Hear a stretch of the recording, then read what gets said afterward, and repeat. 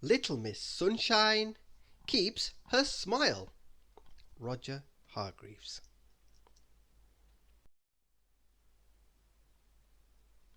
Little Miss Sunshine lives in Rise and Shine Cottage on the bank of a river. And Little Miss Sunshine, as her name suggests, is a very happy person. The sort of person who never gets in a bad mood. The sort of person who is the exact opposite of somebody else who appears in this story.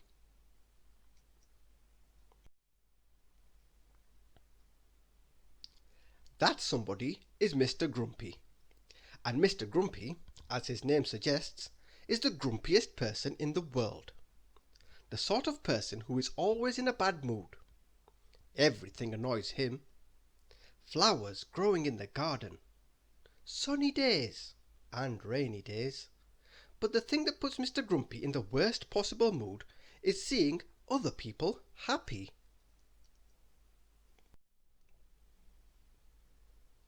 One morning Mr. Grumpy met Little Miss Sunshine. "Good morning, Mr. Grumpy," said Miss Sunshine cheerfully.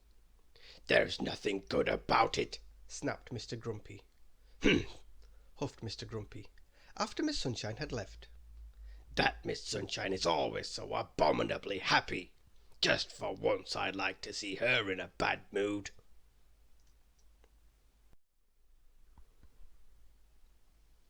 It was on his way home that Mr. Grumpy thought of a plan to upset Little Miss Sunshine. He raced home and made a list of all the things that were guaranteed to upset him. It was a very long list. "Now, there must be something here that will put Miss Sunshine in a bad mood," he said to himself. Mr. Grumpy was not a nice man.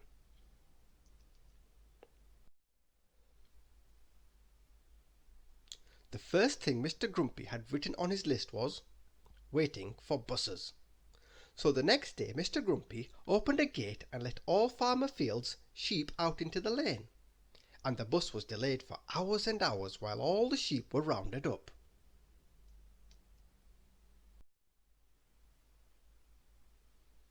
Mr. Grumpy ran round to the bus stop. "Tee-hee!" he chuckled nastily.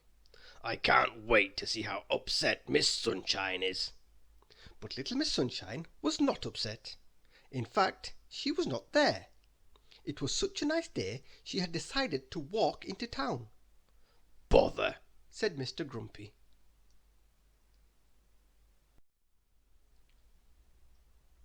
The next day Mr. Grumpy looked at the second thing on his list.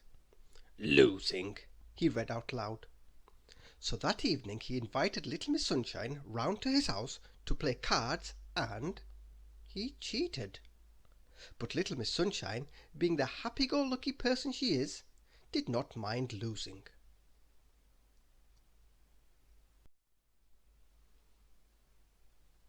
Mr. Grumpy won every game they played. "Oh, well played, Mr. Grumpy," she said at the end of the evening. "Bother, bother," said Mr. Grumpy after she had left.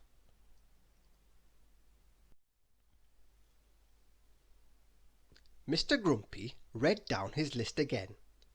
Number 3 said, "Getting caught in the rain." Mr. Grumpy filled up his watering can and, using his ladder, climbed a tree just outside Miss Sunshine's house. And there he waited until Miss Sunshine came out for her walk. But Little Miss Sunshine saw the ladder.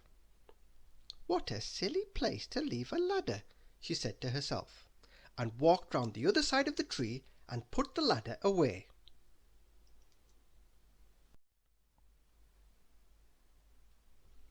"Bother, bother, bother," muttered Mr. Grumpy, who ended up stuck in the tree all night.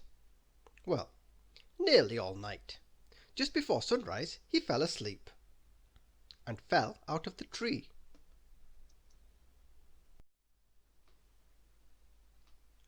The fourth thing on Mr. Grumpy's list was queues.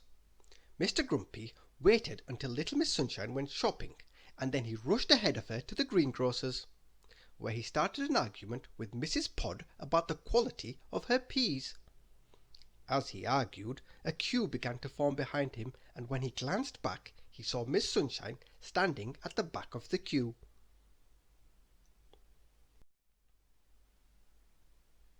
He smiled to himself and carried on arguing until he felt sure she must be fed up of waiting. But when he turned round, the queue had disappeared, and when he went outside he found everyone in the queue happily chatting with little Miss Sunshine. Double bother, bother!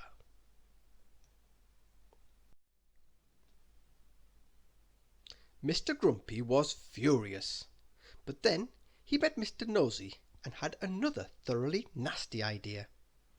"Do you know," said Mr. Grumpy, "what little Miss Sunshine calls Miss Bossy behind her back? She calls her Knobbly Knees." Mr. Grumpy's thoroughly nasty idea was to start a rumour that would get little Miss Sunshine into trouble.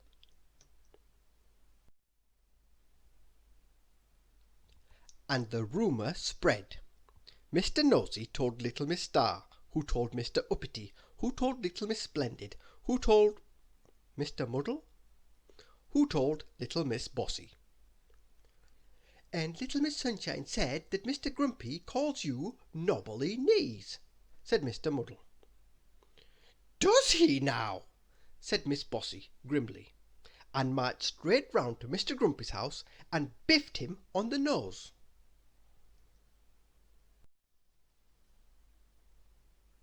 It was a very sorry-looking Mr. Grumpy that little Miss Sunshine met outside her house the next day. Miss Sunshine invited him in for breakfast to cheer him up, and cooked him fried eggs. Sunny side up, of course. And did she manage to cheer up Mr. Grumpy?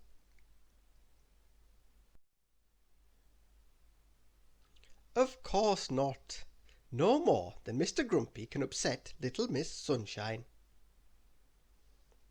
Thank you for listening.